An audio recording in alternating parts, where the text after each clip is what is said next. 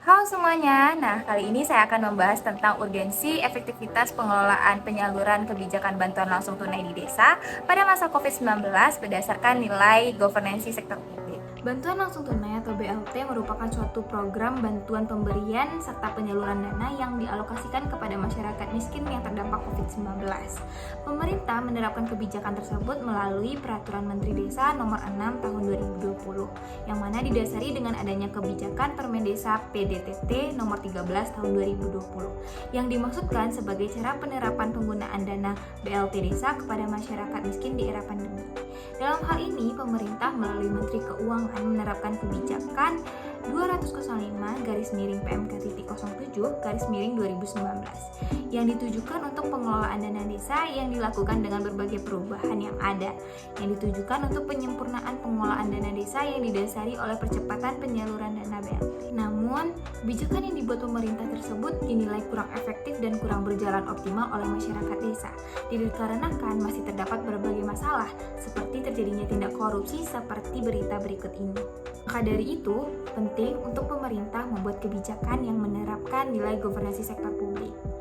Berikut kita akan menganalisis nilai governansi sektor publik pada kebijakan BLT. Yang pertama, transparansi. Transparansi sendiri didasari atas keterbukaan dan kejelasan. Dalam kebijakan BLT sendiri, hal ini belum sesuai dengan harapan, dikarenakan yang pertama, tidak adanya kejelasan dan kelengkapan data informasi penerima BLT. Yang kedua, tidak merata dan tidak tepat sasaran, karena pemerintah memotong sebagian dana untuk disumbangkan kepada warga miskin lainnya yang tidak terdaftar. Yang ketiga, keterbukaan proses, yang mana proses penyaluran informasi akan adanya BLT belum akurat dan tervalidasi. Yang kedua, akuntabilitas. Dalam kebijakan BLT ini, nilai akuntabilitas belum diterapkan dengan baik. Karena yang pertama, mekanisme pelaksanaan penyaluran BLT juga terdapat beberapa kendala, yaitu dalam proses pencairan dana BLT pada masyarakat desa masih terdapat prosedur yang berbelit-belit dan juga penyaluran BLT ini masih dapat dikatakan tidak berjalan dengan baik.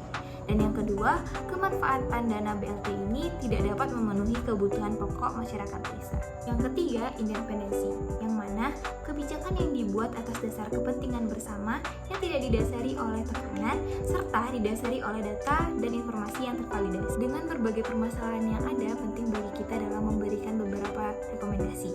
Yang pertama, pemerintah dapat membuat mekanisme yang lebih tervalidasi dalam melakukan berbagai proses pelaksanaan program, yang mana hal ini dapat dimulai dengan komunikasi yang lebih baik lagi antara pemerintah dan masyarakat desa dalam memberikan informasi dan kejelasan akan kriteria penerima dana BLT yang mana disesuaikan dengan peraturan pemerintah.